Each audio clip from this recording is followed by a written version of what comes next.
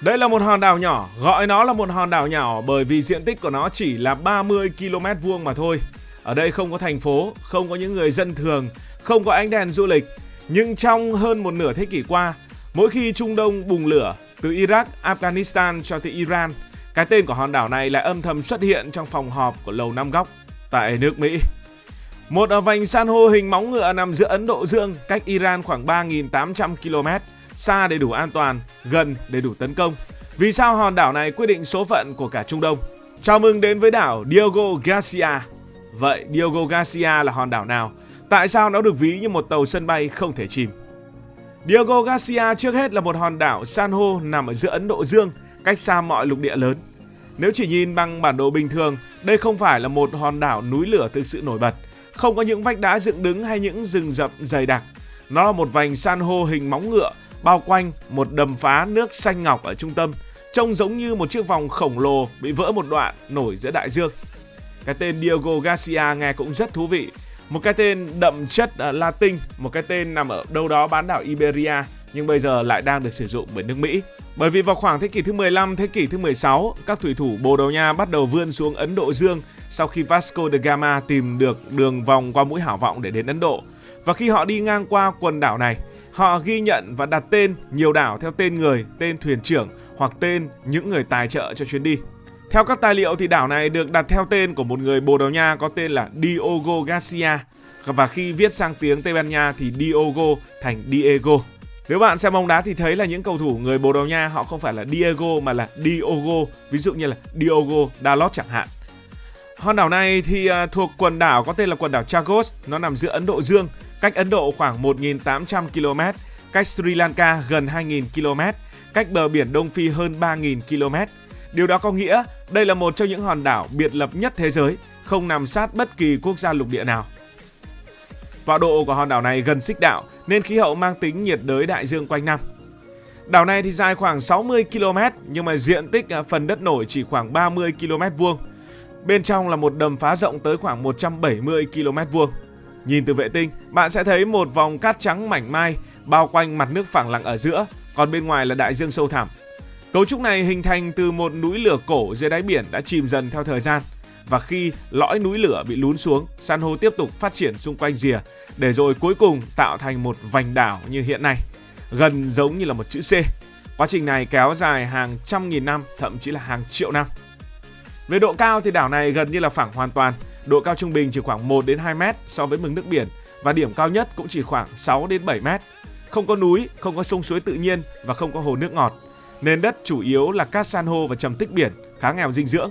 Vì vậy ở đây thì cây cối cũng không đa dạng cho lắm, cây dừa, cây bụi ven biển và các loài chịu mặn là chủ yếu. Khí hậu ở đây thì nhiệt độ quanh năm ở khoảng 24 cho đến 30 độ C, độ ẩm cao, có mùa mưa và mùa khô tương đối rõ rệt. Nói tóm lại về mặt địa lý thuần tự nhiên, đây là một hòn đảo san hô biệt lập, thấp, phẳng và có hình móng ngựa ở giữa Ấn Độ Dương. Nó không nổi bật vì cảnh quan hùng vĩ mà nổi bật vì cấu trúc địa chất đặc biệt và vị trí gần như trung tâm của một đại dương rộng lớn. Nhưng giữa Ấn Độ Dương thì hoàn toàn xa với nước Mỹ, tại sao hòn đảo này lại thuộc về nước Mỹ? Thực ra thì hòn đảo này không phải là lãnh thổ của nước Mỹ về mặt chủ quyền. Hòn đảo này thuộc về quần đảo Chagos, và quần đảo Chagos thì vốn do Anh kiểm soát trong thời kỳ thuộc địa và sau đó được tách thành lãnh thổ Ấn Độ Dương thuộc Anh. Cuối thập niên 1960, giữa bối cảnh chiến tranh lạnh, Mỹ và Anh đã ký một thỏa thuận cho phép Mỹ xây dựng và sử dụng căn cứ quân sự tại đây. Để phục vụ mục tiêu đó thì những người dân bản địa trên đảo này đã bị di rời sang những nơi khác. Một quyết định về sau gây ra những tranh cãi rất lớn. Vì vậy nói chính xác thì đảo Diego Garcia không thuộc Mỹ mà là lãnh thổ do Anh quản lý nhưng được Mỹ thuê và vận hành như một căn cứ chiến lược lâu dài. Mỹ đã thuê hơn 50 năm, hiện thời hạn kéo dài đến ít nhất năm 2036 theo thỏa thuận cũ, và trong khung thỏa thuận mới, căn cứ có thể được duy trì lâu dài thêm nhiều thập kỷ. Giờ hãy nói về tính chiến lược của nó. Phía tây của hòn đảo này là Trung Đông, nơi tập trung 48% trữ lượng dầu mỏ thế giới. Phía bắc là Ấn Độ, một cường quốc mới nổi. Phía đông là Đông Nam Á, là tuyến hàng hải sống còn. Phía nam là hành lang vận tải nối châu Á và châu Phi.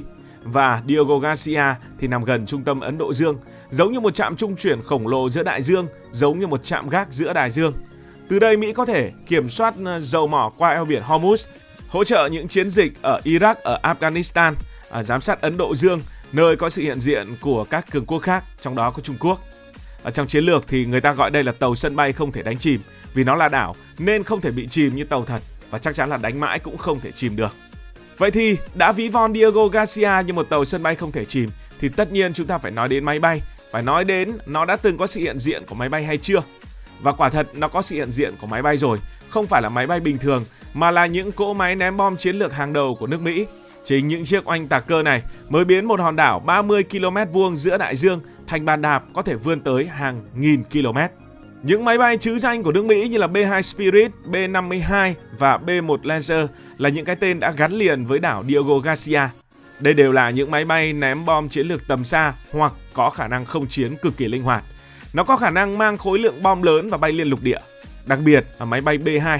Máy bay B-2 là một máy bay nổi tiếng của Mỹ với thiết kế tàng hình, cho phép máy bay này thâm nhập sâu vào không phận đối phương mà khó bị radar phát hiện.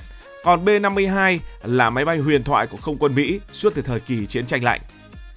Ở đây thì có một đường băng tại Diego Garcia dài hơn 3.600m, con số đủ để những máy bay ném bom hạng nặng cất và hạ cánh an toàn, kể cả khi mang đầy tải trọng.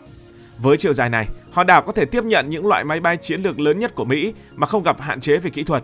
Đó chính là điều khiến nó khác biệt so với những căn cứ tiền phương khác. Cụ thể thì trong chiến tranh vùng vịnh năm 1991, Diego Garcia đã trở thành một trong những điểm xuất phát quan trọng trong các phi vụ ném bom nhằm vào Iraq. Hay sau sự kiện 11 tháng 9 thì các máy bay xuất phát ở đây cũng đã hỗ trợ tại Afghanistan. Đến năm 2003, trong cuộc chiến Iraq, hòn đảo này tiếp tục đóng vai trò là bàn đạp không kích. Nói cách khác, mỗi khi Trung Đông nóng lên, Diego Garcia thường là một phần của một chương trình quân sự tại nước Mỹ.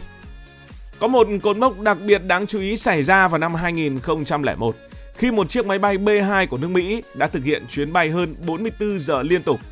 Xin được nhắc lại là hơn 44 giờ liên tục từ căn cứ không quân Wyman ở Missouri nước Mỹ sang Afghanistan rồi hạ cánh xuống đảo Diego Garcia. Đây là một trong những chuyến bay ném bom dài nhất từng được ghi nhận vào thời điểm đó, thể hiện khả năng hoạt động toàn cầu của không quân Mỹ và vai trò của hòn đảo như một điểm trung chuyển chiến lược giữa hai nửa địa cầu. Hay gần đây hơn, vào năm 2025, ảnh vệ tinh cho thấy sự tập trung đáng kể của các loại máy bay B-2 tại Diego Garcia trước khi Mỹ tiến hành những chiến dịch của mình.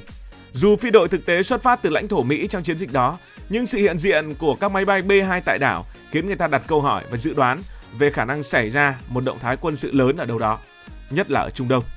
Chính vì vậy, trong giới quan sát chiến lược, sự xuất hiện của máy bay B-2 tại Diego Garcia thường được xem như một tín hiệu. Khi những chiếc máy bay tàng hình này đậu trên vành san hô ở giữa Ấn Độ Dương, nhiều người hiểu rằng cán cân quân sự trong khu vực có thể đang chuẩn bị thay đổi.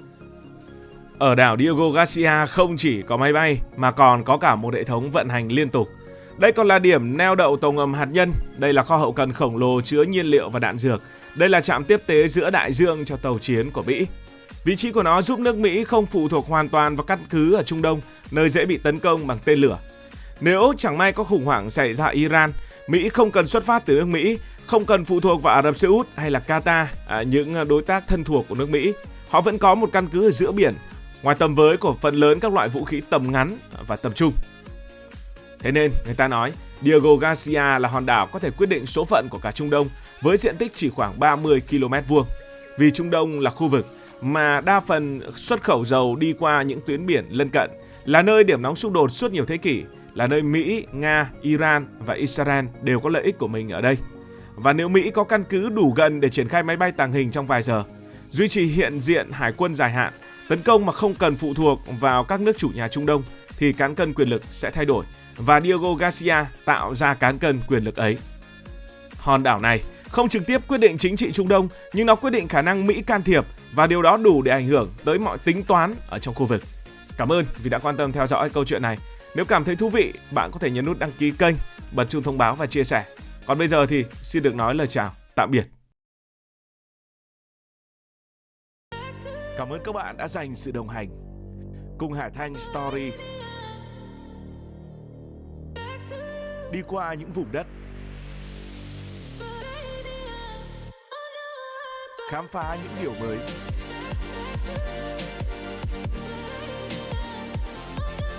Đừng ngần ngại, hãy để lại những góp ý và xin được hẹn gặp lại.